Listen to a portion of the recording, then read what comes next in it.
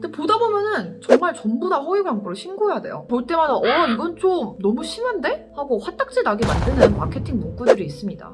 실제로 과장되거나 잘못된 마케팅으로 보호자들에게 잘못된 인식을 심어주고 그로 인해서 동물들의 병을 진단하는 데 방해가 되거나 병을 키워오게 만들어서 환자에게 피해를 줄 수 있는 의학이란 분야를 침범하다 못해 직접적으로 위협하는 마케팅들이죠. 1분 만에 집에서 건강검진을 체크할 수 있는 건강검진 키트.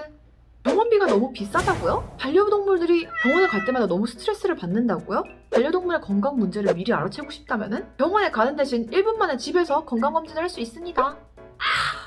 소변 검사는 말 그대로 소변 검사입니다. 사람이 병원을 가서 소변 검사를 했다고 건강 검진을 했다고 얘기를 하진 않죠. 소변 검사뿐만이 아니라 어떤 검사도 환자를 보지 않고 어떤 상태인지 모르는 상태에서 그 검사 하나만으로 진단을 하거나 유의미한 결과를 내기는 굉장히 어렵습니다. 슬개골 탈구를 예방해주는 슬개골 어쩌고 따라해보세요. 슬개골 탈구는 예방할 수 없다.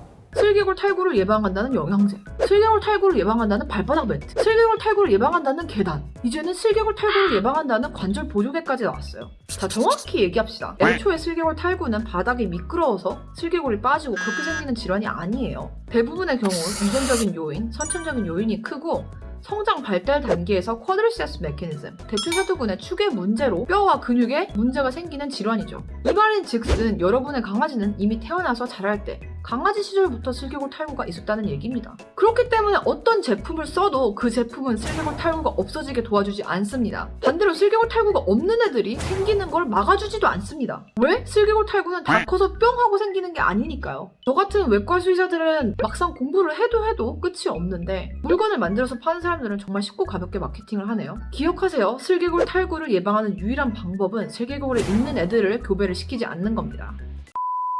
자, 더 이상 이를 닦이지 않으셔도 됩니다. 각종 치석 제거 제품. 간단하게 설명할게요. 여러분들 자일리톨 껌을 씹으면 이를 안 닦아도 되나요? 이를 맨날 닦기 때문에 치과 가서 스케일링을 안 해도 되나요? 아니죠. 동물들도 마찬가지입니다. 강아지도 고양이도 결국 치석이 쌓이고 잇몸이 상하는 걸 막으려면 양치질을 해야 됩니다. 치약도 큰 의미가 없죠. 이거는 근데 사람 치과 의사도 환자들에게 누누이 말하는 내용입니다. 칫솔질이 제일 중요하다고요. 각종 영양제, 물에 타는 거, 치석 제거해주는 간식, 껌, 이런 것들 아주 조금 도움이 될 수는 있겠지만은 그게 칫솔질을 대신할 수는 없습니다.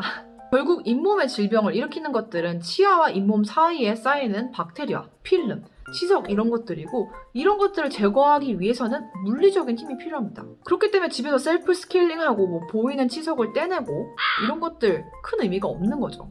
보통 보호자분들은 눈에 보이는 치석 덩어리를 걱정하지만은 실제로 잇몸과 치아 사이에 쌓이는 박테리아와 치석을 걱정을 해야 됩니다. 여러분들이 효과도 없는 인사도를 백날 먹고 자일리톨 껌을 씹어도 무조건 양치질을 해야 되는 것처럼 동물들도 마찬가지입니다. 여러분들의 게으름을 유혹하는 이런 마케팅에 속지 마세요.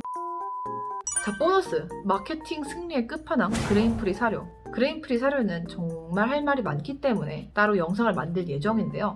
일단 사료에 대해서 누구보다도 잘 아는 미국 영양학 전문의들에게 그레인프리 사료에 대해서 인터뷰를 하면은 다들 똑같은 말로 시작합니다. 아니 이거 누가 시작한 거야? 수의사들 누구도 어디서도 누가 어떻게 왜 그레인프리가 좋다는 마케팅을 시작했는지 알 수가 없습니다. 과학적으로 밝혀진 대단한 이득이나 효과도 없고 고양이나 개가 꼭 그레인프리를 꼭 먹어야 되는 경우는 굉장히 드물기 때문이죠. 실제로 그레인프리를 먹이시는 분들을 보면은 고양이한테 탄수화물 안 좋은 거 아니었어요? 고양이는 곡물을 소화 못한대요. 우리 강아지가 알러지가 있대요. 라든지라고 대답을 하시는데 문제는 그레인프리는 탄수화물 프리가 아니고 실제로 동물들이 그레인에 알러지가 있는 경우는 굉장히 드물다는 거죠. 모든 수의사들이 얘기를 하지만은 그레인프리는 탄수화물 프리가 아닙니다. 곡물 대신에 다른 탄수화물로 채워져 있죠. 음식 알러지가 있다고요? 영양학 전문의들과 피부과 전문의들이 얘기하지만은 개와 고양이 대부분이 알러지의 주 원인은 보통 비프나 치킨 등의 단백질원 혹은 데어리 쪽이죠. 그보다도 제일 큰 문제는 사실 FDA에서 내려오는 이 경고문입니다. 2018년 FDA는 그레인프리 사료와 개들의 심장병의 관련성에 대해서 경고를 했죠. DCM이라고 부르는 확장성 심근증은 사실 유전적인 요소가 커서 원래 나타나는 종들이 정해져 있었는데요. 도베르만의 50%는 DCM에 걸릴 정도로 유전과 종의 영향을 많이 받습니다. 근데 문제는 이렇게 원래 걸리는 호발 품종 외에도 그레인프리 사료를 먹는 다른 품종들이 이 병을 내원하기 시작했다는 거죠. 정확하게 원인은 무엇인지, 어떤 것이 유발을 하는 건지 그 메커니즘에 대해서는 아직 밝혀지진 않았지만은 심장학과 전문의들이 지금도 연구를 진행 중입니다. 그리고 FDA에서 또 공문이 내려왔죠. 수의학의 특성상 제대로 된 연구 결과나 메커니즘이 밝혀질 때까지는 굉장히 오랜 시간이 걸릴 겁니다. 고양이들은 원래 항상 늦으니까 말할 것도 없고요. 하지만 어쨌든 리스크는 리스크죠. 지금 베네핏이 확실하지 않은 상황에서 리스크에 대해서 경고를 하고 있는 상황이고요. 어쨌든 리스크가 있기 때문에 심장학과에서는 이제 개들이 오면은 그레인프리 사료를 먹이냐? 라고 주기적으로 물어보고 있고 수의사들이 지속적인 관심을 가지면서 주의를 하고 있습니다. 문제는 이 그레인프리 사료가 이렇게 리스크는 있으면서 실제로는 좋은 것도 없는데 엄청 좋고 프리미엄 사료인 것처럼 마케팅이 된다는 거죠. 심지어 일반 사료보다 비싸게요. 모든 동물들에게 그레인프리가 마치 최고인 것처럼 인식을 심어준 건 정말 마케팅의 승리입니다. 얼마 전에 만났던 보호자가 생각나네요. 강아지가 청진해서 심잡음이 들려서 심장학과에 와서 DCM을 진단받은 개였는데 보호자한테 물어보니까 그레인프리 사료를 먹이고 계시다고 하시더라고요. 그래서 이 FDA 얘기를 했더니 펑펑 우시면서 얘기를 하시더라고요. 난 정말 좋은 것만 먹이고 오래오래 건강하도록 잘해주고 싶어서 했던 일이 내 새끼를 죽이는 일이었다니 너무너무 미안하다고 하시면서요. 맞아요. 기자들의 마음은 다 똑같습니다. 다 잘해주고 싶어서 하는 건데 그거를 호도하고 마케팅으로 쓰는 것이 악질적인 거죠. 물론 이런 제품들의 대부분은 악의로 보호자들의 등골을 빼먹어야지 하고 만드는 경우는 아마 많지는 않을 거예요. 하지만 수의하기 힘든 거는 동물들이 말을 못하기 때문에 제때 진단을 받지 못하거나 병을 놓쳐서 키워서 오는 경우가 있기 때문이고 그렇기 때문에 이미 충분히 많은 동물들이 때를 놓쳐서 병원에 오고 고통을 받고 있습니다. 그렇기 때문에 질병에 관련된 거는 최대한 과학적인 근거에 기반해서 보수적으로 생각하고 결정하는 것이 맞습니다. 일단 반려동물 제품을 만들 때에는 최대한 최신 근거에 의해서 공부를 한 여러 전문가들의 의견을 들어보고 만드는 게 맞죠.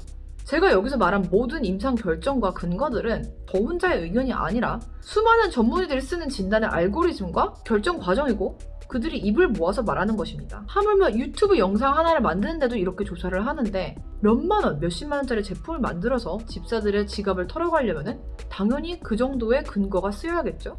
자, 여기까지 근거 중심 의학을 하고 싶은 수의사를 돌아버리게 만드는 호객용 마케팅 제품 소개였습니다. 이상 미국 수의사였습니다.